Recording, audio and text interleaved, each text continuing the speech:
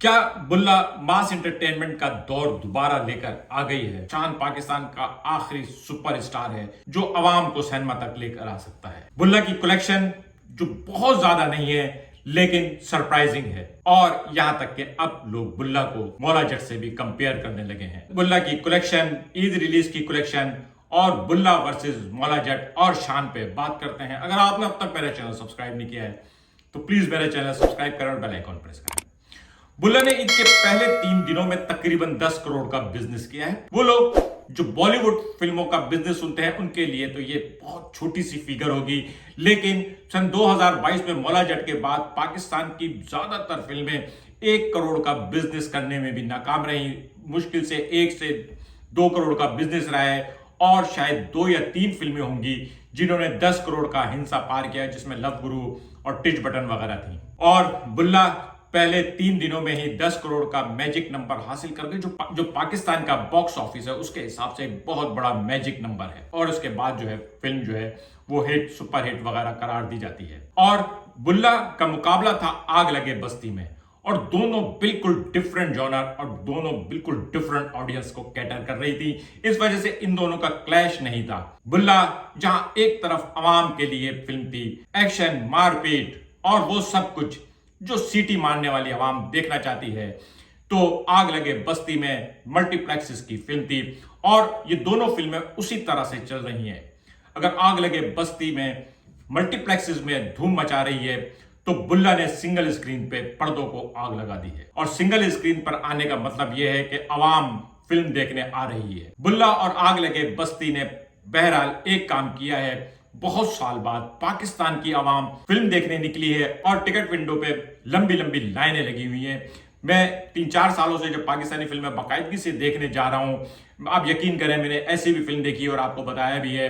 वक्री फिल्म थी जो मैंने बिल्कुल अकेले पूरे सिनेमा में बैठ के देखी है, लेकिन बुल्ला और आग लगे बस्ती में तकरीबन सिनेमा जो थे वो भरे हुए थे। बुल्ला में क्या खास बात है? बुल्ला की सबसे खास बात यह है कि ये सिर्फ एक नाम पे चल रही है और वो नाम है शान, पाकिस्तान का लास्ट सुपरस्टार। बुलंदी से इसका डेब्यू हुआ, लेकिन ये जो री इन्वेंट हुआ ये 1995 में घूंघट से हुआ और अब तकरीबन 3 दहाइयों से शान जो है पाकिस्तानी फिल्म के हर दहाई का सुपरस्टार रहा है और उसने हर डिकेड में उस डिकेड की बेस्ट मूवीज डिलीवर की हैं। इसके अलावा और किसी के पास ये रिकॉर्ड नहीं है। और इस दहाई में इसकी ये फिल्म बुल्ला जो है वो ये बता रही है कि 30 साल बाद भी शान में वही एनर्जी है और शान के फैंस में भी वही एनर्जी है।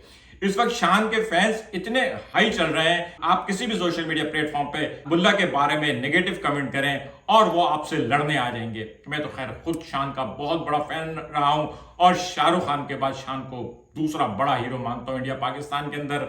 अगर आप लोग मेरी बात से इत्तेफाक नहीं करते तो कोई मसला नहीं, कोई जरूरी नहीं है कि मेरी हर बात से हर कोई इत्तेफाक करे। ये मेरा पर्सनल ओपिनियन है और मैं इस पर फर्म बिलीव करता हूं। बुल्ला के बिजनेस की एक और वजह भी है। बुल्ला ना सिर्फ एक्शन फिल्म है बल्कि बुल्ला जो है काफी दिनों के बाद मास एंटरटेनमेंट में एक ऐसी मूवी आई है जो बहुत अच्छी तरीके से वीएफएक्स वगैरह के बीच में के साथ बनी है। वरना बीच में पाकिस्तानी फिल्में आती रहती हैं आम सिंगल स्क्रीन वाली, लेकिन उनकी जो क्वालिटी है वो बहुत लो होती है। ये थोड़ा पैसा लगा के बनाई है और सिर्फ ये साबित हो रहा है कि लोग सिनेमा पे वो फिल्म देखने जरूर आएंगे जो सिनेमा पे देखने वाली होती है। अगर लोग ड्रामे जैसी फिल्म बनाएंगे जो 40 इंच की टीवी स्क्रीन पे भी काफी होंगी तो उसके लिए सिनेमा पर कौन पैसे खर्च करेगा?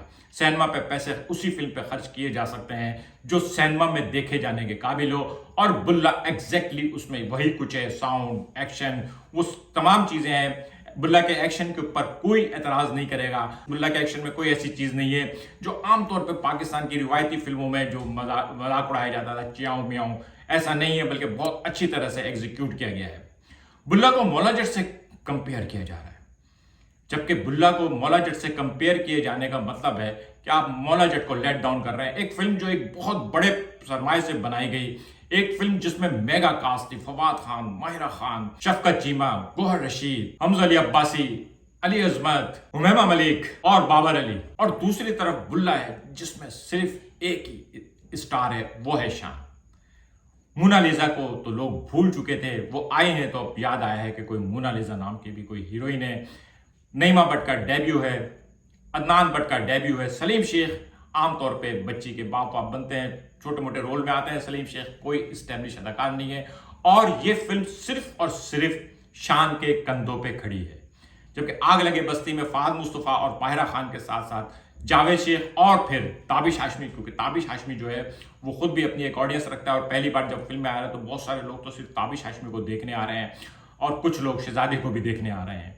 लेकिन बहरहाल बुल्ला शान अपने कंधों पे लेके खड़ा हुआ है और बुल्ला को मौला जट से कंपेयर करना मेरे ख्याल में ज्यादती होगी, क्योंकि बुल्ला एक बहुत ही लिमिटेड रिसोर्सेज के साथ बनाई गई फिल्म है। 2-3 महीने में सुना है मैंने ये पूरी बनी है और उसके बावजूद इन्होंने जिस तरह से एग्जीक्यूट की है और इस फिल्म की सक्सेस एक विंडो खुलेगी, दोबारा लोगों को वो फिल्में भी मिलेंगी जिसको देखकर सीटी मारने का दिल चाहता है और सीटी मारने वाले थिएटर जो हैं उसमें क्लैपिंग हो रही होगी। बुल्ला की सक्सेस ने पाकिस्तान में मास एंटरटेनमेंट को दोबारा री इन्वेंट करने की कोशिश की है और अब मेरे ख्याल में वक्त आ गया है कि बजाय बहुत ही हाई फाई किस्म के सोशल इश्यूज को एड्रेस करने के बजाय फिल्म के जरिए लोगों को थोड़ी इंटरटेनमेंट दी जाए और जब लोग सिनेमा पे आने लगे तो फिर उसके बाद उनको थोड़ा थोड़ा सोशल सब्जेक्ट पे बात की जाए। लेकिन अगर डायरेक्ट सोशल सब्जेक्ट पे बुलाया जाएगा तो फिर वही हाल होगा जो बहुत सारी फिल्मों का हुआ है। लोग कब आई कब उतर गई लोगों को ये भी पता नहीं चला। आज का व्लॉग कैसा लगा कमेंट करके बताइएगा। मिलेंगे अगले किसी व्लॉग के साथ। शुक्रिया।